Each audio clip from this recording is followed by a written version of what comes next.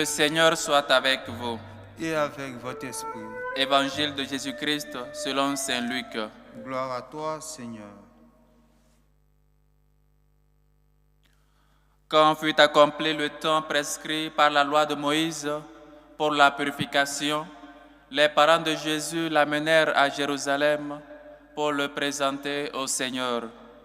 Selon ce qui est écrit dans la loi, tout premier-né de sexe masculin sera consacré au Seigneur.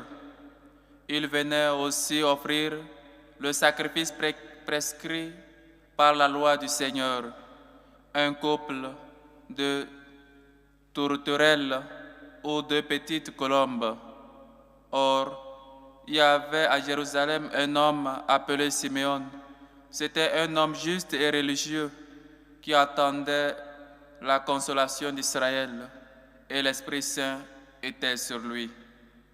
Il avait reçu de l'Esprit Saint l'annonce qu'il ne verrait pas la mort avant d'avoir vu le Christ, le Messie du Seigneur.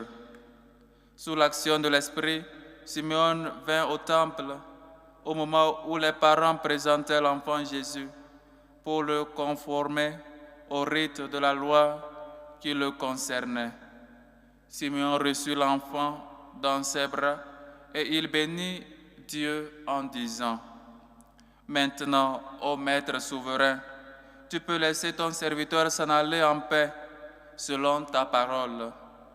Car mes yeux ont vu le salut que tu préparais à la face des peuples, lumière qui se révèle aux nations et donne gloire à ton peuple Israël. » Le père et la mère de l'enfant s'étonnaient de ce qui était dit de lui.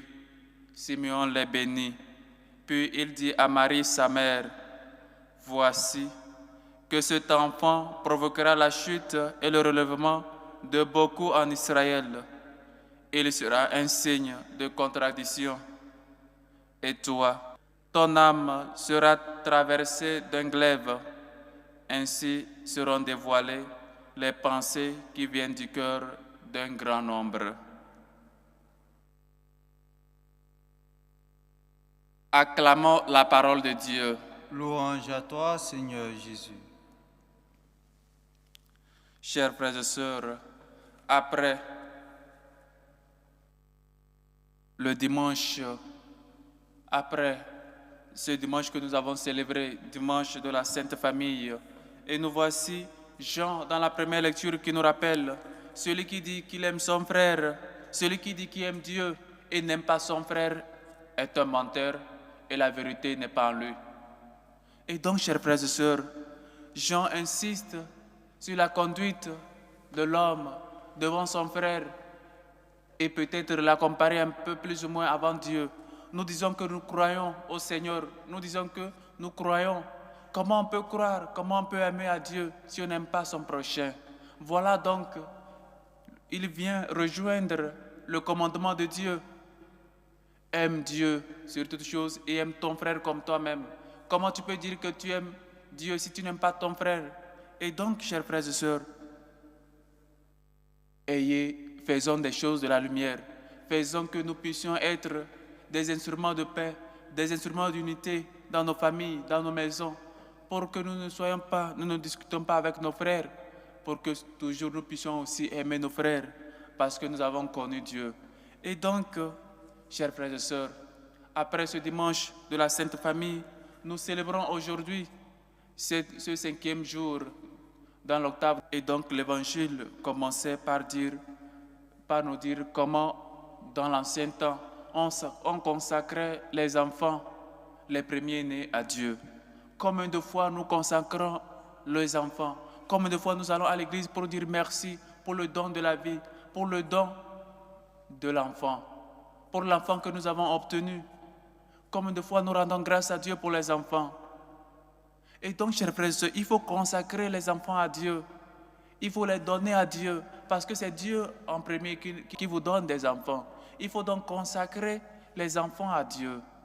Et donc, chers frères et sœurs, comme c'était dit dans les premiers temps, tout premier-né de sexe masculin sera consacré au Seigneur. Chers frères et sœurs, consacrer les enfants au Seigneur, c'est très important, pour que les enfants puissent croître devant la face du Seigneur. Il y a une chose qui m'énerve un peu plus quand j'écoute une famille et surtout un foyer chrétien qui me dit peut-être qu'ils ont un enfant et après ils disent quand l'enfant sera grand, il va décider s'il veut être baptisé ou pas. Voyez, nous-mêmes les chrétiens, au lieu de baptiser l'enfant, au lieu de chercher à baptiser l'enfant, on dit quand l'enfant va grandir, il va choisir s'il veut être baptisé ou pas. Nous-mêmes, on ne peut même pas transmettre notre foi à l'enfant. Nous-mêmes, on a peur, soit on n'est pas convaincu que l'enfant peut décider après. Il faut laisser maintenant que l'enfant choisisse s'il faut prendre du lait ou pas. Comme ça, quand il sera grand, il va décider s'il va prendre du lait ou pas, s'il faut manger ou pas, s'il faut le nourrir ou pas. Comme ça, quand il sera grand, alors il va décider. Pourquoi pas nous faisons les choses de cette manière? Pourquoi nous voyons les choses de cette manière? Pourquoi laisser l'enfant, quand il va grandir, il va décider. Et il faut le laisser quand il va grandir, il va décider s'il veut du lait ou pas. Et comme ça, tu verras s'il sera en vie. Pourquoi ne pas baptiser l'enfant? C'est toujours difficile de baptiser les petits-enfants. Parce que les parents, parce qu'un membre de la famille refuse. Quand il sera grand, il va décider. Il faut le laisser. J'ai une fois dit ceci à la famille, à cette famille-là. Il faut le laisser. Il ne faut pas lui donner du lait. Il ne faut pas le nourrir. Quand il sera grand, il va décider. Pourquoi nous ne voulons pas baptiser nos enfants? Pourquoi ne pas les consacrer au Seigneur? Pourquoi ne pas donner à Dieu ce qui est de Dieu? Dieu nous a donné l'enfant. Dieu vous a donné l'enfant. Pourquoi donc ne pas le consacrer au Seigneur? Pourquoi donc ne pas lui transmettre cette foi? Et donc, pourquoi nous disons, quand il sera grand, il va décider. Et je répète, c'est peut-être une des choses qui m'énerve quand j'entends cela, quand une famille le dit. Parce qu'on n'est pas prêts, nous chrétiens, nos foyers chrétiens, nos familles chrétiennes, pour transmettre la foi à nos enfants. Et on veut leur laisser cette liberté. Baptise-le. S'il est grand, il ne veut pas adopter la foi, il est déjà baptisé. Et je ne dis pas ici que le baptême est un passeport pour aller au ciel, non. Mais au moins on peut donner le baptême des petits-enfants. On peut peut-être déjà l'effacer, le péché originel. Il faut baptiser les petits-enfants, il faut les consacrer au Seigneur. C'est très important. Et donc, chers frères et sœurs, pour revenir à l'évangile de ce jour, nous voyons comment cette parole, cette prophétie de Simeon, cette prophétie que peut-être nous chantons tous dans les complètes avant de dormir, la prière que nous prions avant de dormir. Oh maintenant, Maître souverain, tu peux laisser ton serviteur s'en aller dans la paix, selon ta parole. Car mes yeux ont vu le salut que tu préparais devant la face du peuple. Chers frères et sœurs, le Seigneur est fidèle à ses promesses. Le Seigneur toujours promet et toujours il obéit. Il tient à sa promesse. C'est nous qui ne sommes pas fidèles. C'est nous parfois, peut-être par manque de patience, par manque de confiance en lui, nous désespérons et nous nous éloignons de lui. Mais Dieu maintient toujours sa promesse. Il avait dit à Simeon, tu ne mourras pas jusqu'à ce que tu ne vois le Fils, le Seigneur. Et donc quand Simeon a vu le Seigneur, cette joie, cette allégresse, il s'est manifesté maintenant au Seigneur. C'est comme tu attendais quelque chose avec soif, avec impatience, et brutalement, souvent tu l'as déjà sans que tu ne te rendes compte. Tu as déjà cela à ta main.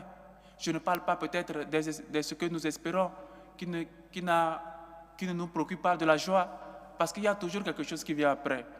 Peut-être si tu espères un téléphone et tu as cela aujourd'hui, peut-être un autre téléphone est déjà sur le marché. Tu vas toujours être en train de chercher les autres. Et puis cela ne procure aucune joie, parce que tu n'es pas satisfait. Mais c'est le Seigneur seulement qui peut combler notre soif.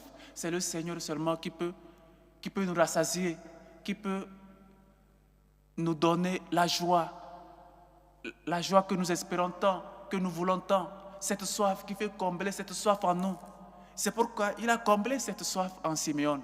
Simeon qui dit, maintenant, ô Seigneur, tu peux laisser ton serviteur aller dans la paix. Simeon est très comblé, qu'il ne désire que la mort, parce qu'il n'a plus rien à espérer, parce qu'il n'espère plus rien. Voilà ce que le Seigneur, cette joie que le Seigneur nous donne. On n'a plus rien à espérer, parce qu'on est comblé de joie, parce que c'est seulement cette soif que nous avons, ce désir ardent que nous avons, que peut-être nous alimentons tant en nous. C'est le Seigneur seulement qui peut nous combler cela. Et donc, l'essentiel, et donc, l'appel de venir seulement à lui, lui qui est la source d'eau vive.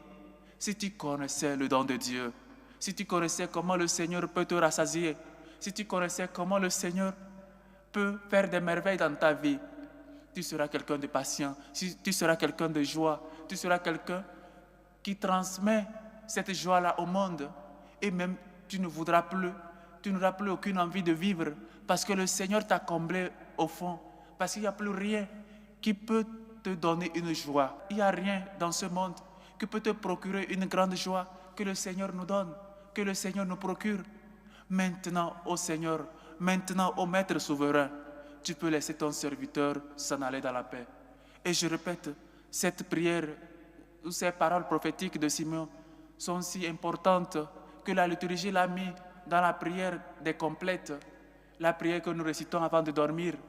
Maintenant, ô Maître souverain, tu peux laisser ton serviteur s'en aller dans la paix. Voilà, chers frères et sœurs, comment le Seigneur comble notre soif. Voilà jusqu'où le Seigneur nous comble de joie, nous comble d'allégresse, jusqu'au point de désirer la mort.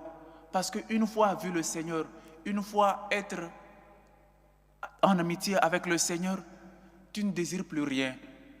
Tu ne désires aucune autre chose dans ce monde, parce que rien n'est comparable à lui. Où irions-nous?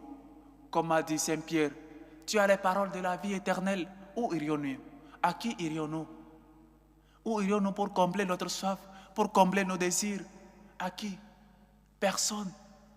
Personne ne peut combler notre soif. C'est pourquoi, chers frères et sœurs, quand on lit ces paroles de Simeon, on se dit, peut-être qu'on n'a pas encore vu réellement le Seigneur, peut-être que nos yeux n'ont pas encore vu, ou le Seigneur ne s'est pas encore manifesté en nous, ou bien c'est parce qu'on reste aveugle, on reste indifférent aux merveilles que Dieu fait dans notre vie, jusqu'au point où on ne désire pas d'être avec le Seigneur. Il faut désirer les parvis du Seigneur, il faut désirer les chants, il faut désirer la voix du Seigneur. Chers frères et sœurs, être toujours dans la joie, être toujours dans l'allégresse, désirer les parvis du Seigneur. Je préfère vivre une journée dans ta maison que 1000 chez moi. Désirer les parvis du Seigneur, désirer le Seigneur, chers frères et sœurs. C'est seulement lui qui peut combler notre soif, c'est seulement lui qui peut combler notre désir. Et c'est seulement lui, quand nous l'avons rencontré, on n'a plus peur de la mort, parce qu'on sait que c'est lui qui est la vie. On sait que c'est lui qui nous comble de tout bien. Chers frères et sœurs, que la prière que Simeon a récitée aujourd'hui nous donne l'envie de toujours désirer le Seigneur, de toujours proclamer sa gloire et surtout être des gens, être des hommes et des femmes qui proclament, qui sont toujours en joie, parce que nos yeux ont vu le Seigneur. Beaucoup de prophètes n'ont pas vu le Seigneur. Beaucoup de prophètes ont seulement entendu des voix et ils sont allés de la part du Seigneur. Mais nous, on a eu la grâce de voir le Seigneur, de toucher, de communier à son corps et à son sang. Quelle joie!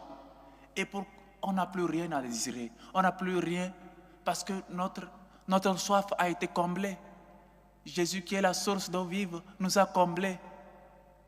Il dit, heureux êtes-vous parce que vos yeux ont vu ce que beaucoup n'ont pas vu, même les prophètes n'ont pas vu. Heureux êtes-vous parce que vos oreilles ont entendu ce que beaucoup n'ont pas entendu. L'amour de Dieu, nous l'avons touché. L'amour de Dieu, nous l'avons vu. L'amour de Dieu s'est manifesté devant nous. Que le Seigneur nous aide et que sa grâce nous réconforte afin qu'on soit toujours des gens comblés de la grâce, comblés des grâces que le Seigneur fait dans nos vies et être reconnaissants. Que Simeon, celui-là, ce sage qui a été rempli de l'Esprit Saint et qui a prié qui a dit ces paroles prophétiques, nous aussi nous puissions les dire. Et maintenant, Seigneur, tu peux laisser ton serviteur s'en aller dans la paix. Parce que te connaître à toi, on n'a plus peur de la mort, parce que toi, tu es la vie. Que le Seigneur nous aide et que sa miséricorde nous réconforte. Loué soit Jésus-Christ. À jamais.